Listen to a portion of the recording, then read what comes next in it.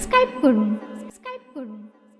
ভাইজান আলাউদ্দিন সাবিরি রাহমাতুল্লাহ আলাইহির আম্মাজান যখন আম্মাজানের গর্ভে যখন এলেন, আব্বাজান দুনিয়া থেকে বিদায় নিয়ে চলে গেল। এইবারে আম্মাজান আল্লাহর দরবারে নানান রকম প্রার্থনা করে, ফরিয়াদ করে, মানাজতে জানায়, আয় আল্লাহ আমাকে তুমি একটা পুত্র সন্তান দিও। আল্লাহর হুকুমে, আল্লাহর দোয়ায় তার গর্ভে হযরতে আলাউদ্দিন সাবিরি ভূমিষ্ঠ হলেন। হায়রে মা, বড় শখ করে আল্লাহর কাছে অনেক আরাধনা প্রার্থনার পর একটা বাচ্চা পেলেন, কিন্তু সেই বাচ্চা কথা বলে না। মা মনে করেছে আজকে বলেনি কালকে বলবে, কালকে বলেনি পরশু দিন বলবে, একদিন দুই দিন এইভাবে 5 বছর কেটে গেল। কোনদিন সে মাকে মা বলে ডাকে না। মার মনে বড় দুঃখ, বড় কষ্ট, আল্লাহ এমন আমায় ছেলে দিলে, যাকে খাওয়ালে খায়, না খাওয়ালে চুপ করে থাকে না, সে কোনোদিন কাঁদেও না, কোনোদিন হাসে না, সব সময় উপর দিকে তাকিয়ে থাকে। আম্মাজান ঝরঝর করে কাঁদে, আমার ছেলের 5 বছর বয়স হয়ে গেল, কোনোদিন আমায় মা বলে ডাকেনি। একদিন হঠাৎ আলাউদ্দিন সাবিরি মা মা বলে একবার ডেকেছেন। মা চমকে উঠলো, তাড়াতাড়ি গিয়ে বলছে, বাপ আলাউদ্দিন তুমি আজকে আমায় মা বলে ডেকেছো? বলে হ্যাঁ মা। বলে বাবা, এই ডাকটা শোনার জন্য আমি একদিন নয়, 2 দিন নয়, আমি 5 বছর ধরে অপেক্ষায় রয়েছি। বাপ আজকে তুমি আমায় মা বলে ডেকেছো, আমার কি আনন্দ। তুমি আরেকবার আমায় মা বলে ডাকো। সঙ্গে সঙ্গে বলছেন মা। মা সঙ্গে সঙ্গে বুকের মধ্যে জড়িয়ে ধরে চটচট করে চুমা খেয়ে বলে, বাপ আল্লাহ পাক আমার দোয়া হয়তো কবুল করে নিয়েছেন। আলাউদ্দিন বলছে, মা গো, 5 বছর পর তোমাকে এই প্রথম মা বলে ডেকেছি, তার একটা কারণ আছে। বলছে কারণটা কি বাপ একবার বলো। আলাউদ্দিন সাবিরি বলছে, মা আমি আলাউদ্দিন তোমার ছেলে, আজকে আমি মিষ্টি পোলাও খাবো, আমার পোলাও বানিয়ে দাও। কিন্তু আলাউদ্দিনের মা অতি গরিব, অতি অসহায়। কিন্তু সৈয়দারা যারা হলেন সৈয়দ, তারা না খেয়ে মরে যাবে, কিন্তু কোনোদিন কারো থেকে সাহায্য নিয়ে খাননি, বেঁচে থাকেননি। আর সৈয়দা ছিলেন আমার হুজুর গওস পাক, সৈয়দ ছিলেন হযরত আলী, সৈয়দ ছিলেন ইমাম হাসান হোসেন ফাতুনে জান্নাত। এরা কোনোদিন লোককে প্রাণ ভরে দান করেছে, কিন্তু কোনোদিন দান সাহায্য নেননি। তেমন সৈয়দা আলাউদ্দিনের মা ফাতেমা করবেন কি? বলে, বাপ তুমি 5 বছর পর আমায় মা বলে ডেকে একটা আবদার রেখেছো, ভাত খাবে, মিষ্টি ভাত।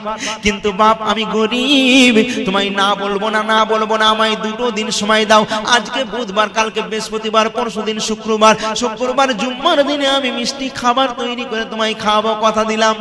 মা ছিল হাদিসের হাফেজ, সারাদিন রাত ধরে হাদিস লিখছেন, হাদিস লিখে লিখে লিখে লিখে খাতা ভর্তি করেছেন।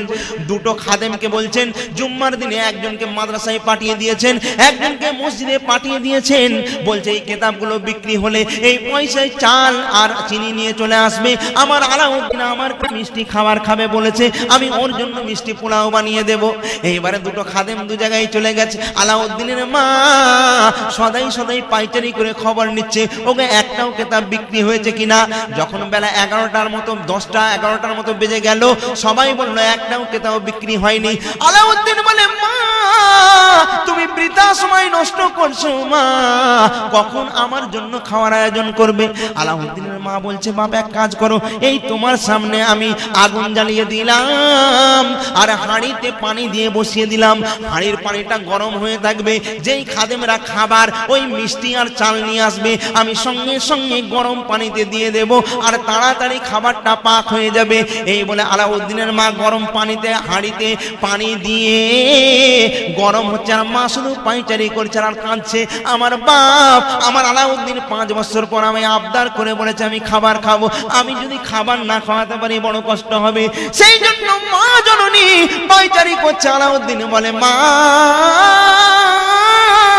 জুম্মার নামাজ শেষ হয়ে গেল, তুমি কি আমাকে খাবার দেবে না?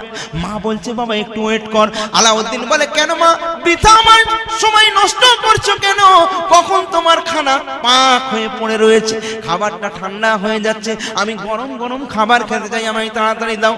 আলাউদ্দিনের মা বলে, কি বলছো? বাপ বলে, ঠিক বলছি, দেখো দেখো ওই খাবারটা ঠান্ডা হয়ে যাচ্ছে, তাড়াতাড়ি নিয়ে এসো। আলাউদ্দিনের মা বলে, কি বলে? বলে তাড়াতাড়ি খোলো। আলাউদ্দিনের মা যেই বিসমিল্লাহ বলে ঢাকনা খুলেছে, দেখতে যাতে পানি ছিল পানি নাই, বরং এক হাঁড়ি মিষ্টি পোলাও হয়ে ভরে রয়েছে।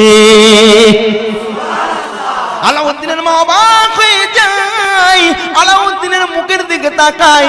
আলাউদ্দিন বলে, আমার মুখের দিকে তাকাতে হবে না, তাড়াতাড়ি আমার জন্য খাবারটা বেড়ে দাও। আলাউদ্দিনের মা প্লেটে খাবার দিচ্ছেন, এমন সময় নামাজিরা নামাজ পড়ে রাস্তা দিয়ে দিয়ে যাচ্ছে।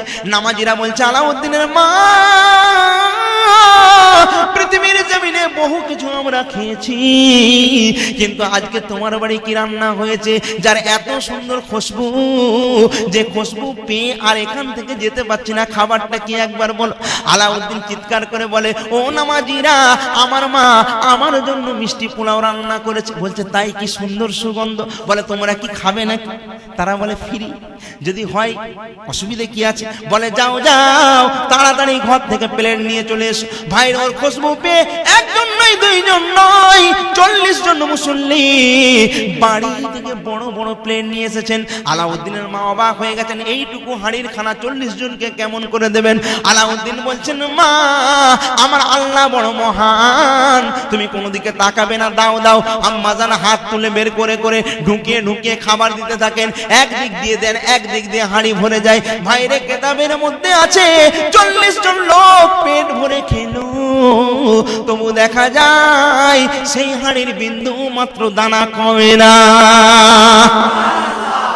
ইনি হলেন হযরত আলাউদ্দিন সাবেরি। তো ইনি ছিলেন জালালি, মানে ইনি যেদিকে তাকাতেন সেদিকেই জ্বলে খাক হয়ে যেত। ওনার অনেক জীবনী আছে, ওর একটা ক্যাসেট করেছিলাম, যার জানাজা সেই পড়ে।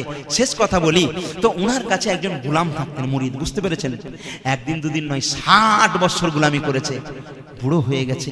তো উনি বলছেন, হুজুর, আপনার দরবারে আমি 60 বছর রয়েছি, কত লোক এলো, কত কি শিক্ষা দিলেন, কতজনকে বায়াত করলেন, মুরিদ করলেন, কিন্তু আমি এমনই গুনাহগার, আমাকে কোনোদিন কিছু জিনিস শেখালেন না। পীর সাহেব বলছে, তুইও শিখবি নাকি? তবে শোন, ফানা আর বাঁকা। বলে, হুজুর, আমার 60 বছর পর একটা কথা বললেন, ফানা আর বাঁকা, এর মানে কি হুজুর? বলে, লও কথা, তুই আবার মানে জানতে চাস? বলে, হুজুর, চিনি আর নুন যদি এক জায়গায় কেউ এনে আমায় বলে কোনটা চিনি কোনটা নুন, বুঝবো কি করে? চাকার প্রয়োজন আছে। তো আমি ফানা বাঁকার মানে যদি না বুঝি, তার কদর দেবো কি করে? তো পীর সাহেব একটু মুচকি হেসে বলছে, তুই মানে জানতে চাস? তবে শোন, আমি যেদিনে পর্দা নেবো, ইন্তেকাল করব, আমার যে জানাজা পড়াবে, ইমামতি করবে আমার জানাজায়, তাকে জিজ্ঞেস করবি ফানা বাঁকার মানে কি, সে বলে দেবে। বলল, ঠিক আছে। আর হুজুর বলে যাচ্ছেন, শোনো, আমার জানাজায় ওই ব্যক্তি জানাজায় ইমামতি করবে যার জিন্দেগির কোনো ফরজ নামাজ কাজা নেই, ওই ব্যক্তিই জানাজায় ইমামতি করবে। বুঝতে পেরেছেন? প্রত্যেকটা বেটা ছেলের জন্য 12 বছর পর থেকে নামাজ ফরজ আইন হয়ে যায়। তো হুজুর ইন্তেকাল করেছেন, পর্দা নিয়েছেন, তো লক্ষ লক্ষ লোক জামাতে হাজির রয়েছেন।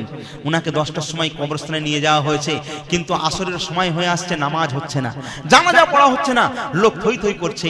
এমন সময় পশ্চিম দিক থেকে একটা লোক কালো ঘোড়ায় সওয়ার হয়ে, নাকাব পরে, খাটাখাট খাটাখাট খাটাখাট খাটাখাট করে সেখানে এসে বলছে, আসসালামু আলাইকুম।